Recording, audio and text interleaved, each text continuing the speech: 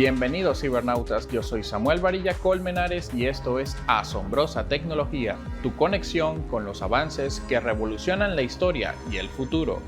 Hoy presentamos el funcionamiento de los NFT y un especial sobre el Sega Dreamcast conducido por nuestro invitado Marco Montes. Anteriormente explicamos qué son las criptomonedas y la cadena de bloques. De aquí surge otro elemento con el que podemos monetizar artículos digitales, los NFT. Más detalles a continuación.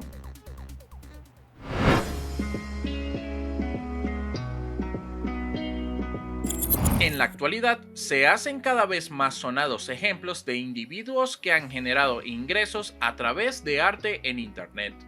Seguramente en más de una oportunidad se habrán topado con la imagen de este simio y pensarán que no es la gran cosa, pero pertenece a una colección cuyas obras han sido cotizadas desde $628,000 hasta $3.4 millones. ¿Cómo siquiera es posible que algo digital pueda alcanzar cotizaciones tan elevadas? Algo que ni siquiera es tangible. Pues para empezar, hay que aclarar que propiamente no es el arte lo que tiene valor, sino lo que trae consigo, una codificación que hoy día se conoce como NFT, Non-Fungible Tokens, o fichas no fungibles. El NFT propone darle autenticidad a elementos completamente digitales, ya sea imágenes, audios, videos o mensajes de redes sociales y certificar quién es el verdadero autor. Digamos que en el centro de la ciudad encontramos un cuadro de la Mona Lisa y decidimos comprarlo para colgarlo en nuestra casa. Pero obviamente estamos lidiando con una reproducción del original y pueden haber miles de copias ahí fuera, incluso personas que tomen fotos con sus propios teléfonos. Pero lo que sí es seguro es que de la obra de Da Vinci solo existe una auténtica y se encuentra en el Museo del Louvre, Francia. Es lógico pensar que esto no sería posible cuando absolutamente todo lo que es digital puede copiarse y hacerse pasar por lo original. Pero el NFT ayuda a volver único ese elemento para que no pueda ser sustituido por otro. Crea una escasez artificial con la que sabes que no estás tratando con una imitación. Los NFT son un derivado de aquellos principios de las criptomonedas y la blockchain o cadena de bloques, que ya habíamos explicado en un programa pasado. Ahora, si se lo perdieron, vamos a hacer un pequeño repaso. Cada transacción realizada con esta criptomoneda se convierte en un bloque. El bloque queda registrado para siempre con un código único e irrepetible. Este proceso es realizado por muchas personas por todo el mundo, generando esencialmente esa cadena de bloques. Como si se tratara de un libro de cuentas abierto y accesible para todos, los usuarios pueden verificar las operaciones realizadas por miles de personas más, así como el valor de esa moneda y que la existencia de la misma es auténtica, no puede modificarse. Hipotéticamente, si un hacker lograra penetrar el código de uno de esos bloques y cambiar los valores para su beneficio, aún tiene que lidiar con esos miles de usuarios que pueden refutar su intento de modificación. Imagínense que hay 10 individuos y uno de ellos dice que 1 más 1 es igual a 3, ya sea por ignorancia o por sabotaje. Pero existen otras 9 personas que respaldan el verdadero resultado. 1 más 1 es igual a 2. Así es como el valor de esa criptomoneda permanece verídico y se evitan los fraudes. Bajo esos mismos parámetros es que los NFT quedan como unidades de datos almacenadas en esa cadena de bloques, con el cual certifican el propietario original de la obra. Ese NFT puede comprarse, venderse o subastarse por internet. Las copias de la obra original como capturas o fotos desde un teléfono inteligente van a seguir apareciendo por los siglos de los siglos. Pero la autenticación de quién es el autor, así como las personas que han negociado con dicha certificación en la red, queda registrada en esa cadena y defendida por miles de personas en el mundo. Para crear un NFT, primero se tiene que abrir una crypto wallet o criptocartera, la cual debe pasar por el proceso de acuñación para inscribirlo en la cadena de bloques. Trae un pedazo de código conocido como contrato inteligente, que viene siendo un programa que ejecuta las cláusulas necesarias para la mencionada inscripción sin necesidad de que haya un intermediario humano. Para comenzar las ventas es necesario subastar ese NFT en un mercado digital. Todos los procedimientos que explicamos tienen un costo que conoceremos como gas o combustible, el cual es generado por los miles de procesos de verificación, inscripción y resolución de algoritmos con apoyo de la criptotecnología. Es importante aclarar que al comprar un NFT a nosotros no nos convierte automáticamente en el dueño del elemento digital, como el arte del simio que señalamos hace poco. No da derechos sobre el artículo ni mucho menos proporciona un servicio específico. Entonces, ¿por qué hay tanto revuelo con esto si lo que se está comprando no es tangible ni manipulable? Porque es básicamente como comprar acciones. Supongamos que hay algún emprendimiento o empresa a la que quisiéramos invertir dinero para contribuir en su crecimiento. Eso no nos va a convertir en los propietarios de ese negocio, pero solamente por haber aportado parte de las ganancias que ellos obtengan van a ser destinadas a nosotros. Los que compran NFT no buscan volverse los dueños del artículo, sino revenderlo a un precio todavía más alto del que pagaron en un principio, esperando que, por loco que suene, exista alguien que también quiera hacerse parte de esas acciones en un ciclo sin fin. Es lo que llamaríamos especulación financiera. Esa es la razón por la que se han escuchado historias de personas que han ganado muchísimo dinero en la venta de esos NFT, que en primera instancia podría sonar como una propuesta millonaria. Lo que no cuentan muchas veces es que, al igual que las criptomonedas, se trata de un negocio volátil e inestable.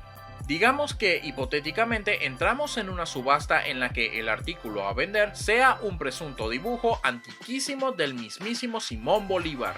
Nosotros de inmediato pensamos que eso podría valer una fortuna y nos apresuramos a realizar la compra por una suma elevada de dinero, esperando que en un futuro podamos revenderlo en una cifra todavía más alta.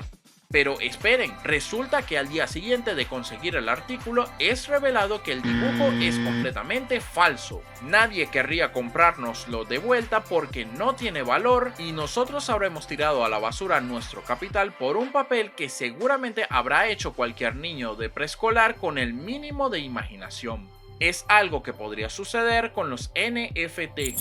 Aun si fuera auténtico, muchos los han comprado con la esperanza de recuperar su inversión multiplicada por 2 o 3 solo para descubrir que no hubo ni una sola persona interesada en adquirirlos también. Eso desploma el valor que tenía cuando el individuo acordó pagar ese NFT. De igual forma, hay que asumir los riesgos que conlleva la compra y venta porque no cuenta con verdaderas regulaciones. Pese a la seguridad de la cadena de bloques, pueden existir personas que tomen capturas de una obra que no les pertenece, registrar un NFT para quedar como los dueños auténticos e inflar los precios para lucrarse de una estafa. Una queja habitual entre los que no apoyan esta práctica es que, de una forma parecida a las criptomonedas, depende enteramente de la adivinanza. No hay nada preciso. Sepan que más que una inversión, se trata de una apuesta. Todo queda bajo el riesgo y responsabilidad de quien quiera ingresar en este mundo. Por tanto, sugerimos que sigan indagando más al respecto para saber con seguridad en qué clase de negocio estarán movilizándose. El dinero es delicado, así que tengan mucho cuidado.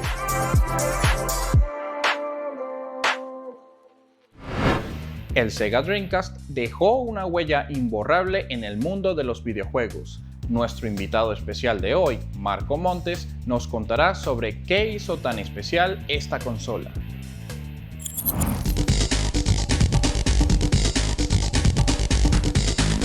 He sido un aficionado del Dreamcast desde básicamente toda mi vida, así que me considero como un experto en el tema. El Dreamcast fue la última consola de Sega, una de las grandes compañías pioneras del mundo de los videojuegos. fue la primera consola de 128 bits y le dio inicio a la sexta generación de videoconsolas. Luego vinieron el PlayStation 2, el GameCube y el Xbox en esa misma generación. El Dreamcast salió a la venta en Japón a finales del año 98. No obstante, la fecha de su lanzamiento en Occidente es la más recordada. Esta fue el 9 de septiembre de 1999. Sí, el 9999. Cabe mencionar que el Dreamcast se vendió inicialmente a un precio de $199. Así que, ¿por qué esta fascinación con el número 9? Ninguna más allá de que a la gente de marketing le pareció que esto sonaba bastante genial, de que era pegajoso y fácil de recordar. Y este eslogan inicial le funcionó al Dreamcast, puesto que en su salida rompió récords de ventas, vendiendo más de 200.000 unidades en las primeras 24 horas. El día de su lanzamiento tuvo disponible 18 juegos. Una pena. De haber tenido listo un solo juego más, hubieran podido seguir con la temática del 9. La primera consola de Sega fue conocida simplemente como el Sega 1000, hecha en el año 83 para competir contra el Famicom de Nintendo. Realmente nunca llegó a Occidente, pero su tercer rediseño sí lo hizo, y esa es la máquina que todo el mundo recuerda cuando se habla realmente de la consola de Sega en esa generación en particular. Hablo por supuesto del Sega Master System. Seguida por el Sega Genesis, conocida en Japón y Europa como el Sega Mega Drive. Esta fue la consola más exitosa de Sega, y esta luchó por mantenerla en el mercado el mayor tiempo posible. Expandió su vida útil con periféricos que, si bien funcionales e interesantes, nunca terminaron de agarrar el interés del público.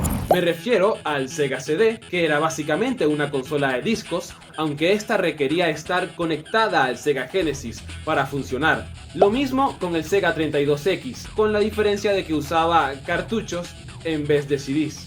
Luego, en la generación de los 32 bits, llegó el Sega Saturn, otra consola que en muchos aspectos estaba adelantada a su época. Tristemente no logró el éxito esperado y dejó a Sega en una muy mala posición económica. Fue ahí cuando Sega lo apostó todo en la creación de su siguiente y última gran consola, el Sega Dreamcast. Sega comenzó a trabajar en el Dreamcast desde finales del año 96.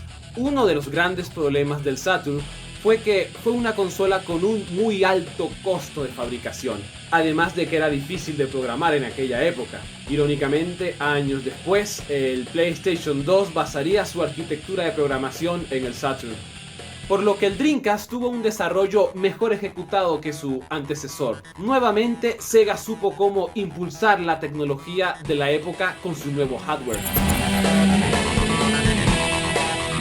El Dreamcast fue la primera consola con contar con un sistema operativo y un módem integrado que le permitía navegar por internet y jugar online, e inclusive descargar contenido adicional para ciertos juegos, lo que hoy en día se conoce como DLC, término y práctica que realmente no se hizo popular y estándar hasta la época del Xbox 360 y el PlayStation 3. Fue ChuChu Rocket el primer juego en la historia de las consolas que se pudo jugar online de manera competitiva masiva. Mucho antes que Halo o Call of Duty, Sega ya había experimentado con la conectividad a internet, inclusive con el Sega Saturn. Allí era posible gracias a un periférico que se llamó el Sega Net Link. E incluso antes de eso, en la época del Sega Genesis, ya ofrecía un sistema de descarga de juegos por internet, el Sega Channel. Estos logros con respecto al juego online fueron posibles gracias a que el Dreamcast operaba con una versión modificada de Windows C. Esta fue hecha en colaboración con Microsoft, y fue gracias a este acercamiento temprano con el mundo de los videojuegos que Microsoft se inspiró y fue tomando notas y ganando experiencia para luego producir su propia consola, el Xbox. Otro de los aspectos más destacables del Dreamcast fue la VMU, o unidad de memoria visual. Su función principal era guardar las partidas, sí, pero tenía muchas más funciones que esa. Servía como una pantalla extra, que la mayoría de los juegos empleaba de una forma u otra, como mostrando mapas, la vida del personaje, objetos recogidos, menús, etc. Una de las funciones más famosas de la BMU se la dio el juego Sonic Adventure y su secuela Sonic Adventure 2, pues este permitía introducirle a la memoria los Chaos, unas criaturitas que eran básicamente una mascota virtual estilo Tamagotchi. Podías llevar tu Chao a todas partes, entrenarlo, hacerlo competir o incluso que se reprodujera con los Chaos de un amigo, y luego traerlo de regreso a casa y meterlo al Dreamcast con toda la experiencia ganada. También podrías llevar la BMU a los salones de arcade o máquinas recreativas, donde era compatible con los juegos de la marca Sega Naomi, como en el juego Ferrari F355 Challenge, donde podías guardar tus mejores puntuaciones, desbloquear niveles para luego usarlos en la consola o viceversa. El Dreamcast fue la consola más potente en el mercado cuando salió. Su calidad gráfica era asombrosa, y su mejoría en términos de polígonos con respecto a sus competidores fue bastante notoria, especialmente en los juegos multiplataforma que compartía con el PlayStation 1 y el Nintendo 64. En juegos como Jedi Power Battles y Spider-Man, donde la versión de Dreamcast era innegablemente superior. Inclusive en juegos que originalmente eran exclusivos de Dreamcast y que posteriormente tuvieron versiones en PlayStation 2, como Resident Evil, Código Verónica y Dead or Alive 2, estas versiones demostraron ser inferiores a las originales de Dreamcast. El Dreamcast permitía también reproducir películas en formato VCD.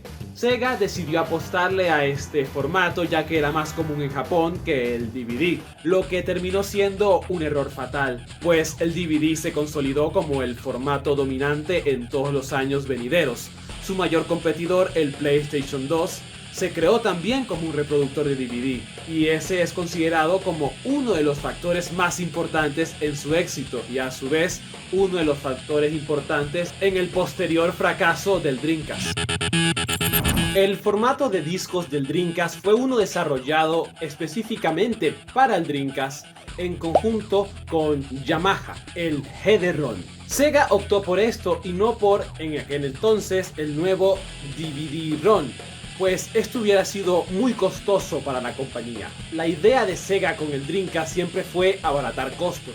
Esto terminó siendo una muy mala idea, pues el CD-ROM fue extremadamente fácil de piratear. Sus códigos de seguridad fueron muy pobres, por lo que el copiado y distribución de juegos ilegales de Dreamcast fue un problema serio que la consola enfrentó desde su salida. Se considera que ese fue uno de los factores principales que contribuyeron en su fracaso comercial. Cabe destacar que tenían la particularidad de que si los introducías en una computadora o inclusive en un reproductor de música como en un Walkman, estos tenían ciertas funciones, como reproducir las pistas de audio y música del juego, descargar imágenes que servían como fondos de pantalla o inclusive ver pequeños videos estilo trailers. En la próxima oportunidad, Marco nos contará sobre los accesorios del Dreamcast y los videojuegos más destacados de esta consola, así que no se pierdan la segunda parte en el próximo episodio. Un saludo muy grande a todo el canal de Vale TV, a su audiencia, un agradecimiento a la directora y fundadora del canal, María Eugenia Mosquera, a Samuel Varilla y por supuesto a todo el equipo de producción de Asombrosa Tecnología. Gracias por la oportunidad. Y bien, ya se nos acabó el tiempo, pero aún queda un extenso ciberespacio por explorar. No se olviden de seguirnos por nuestras redes sociales y hasta un próximo viaje por nuestra asombrosa tecnología.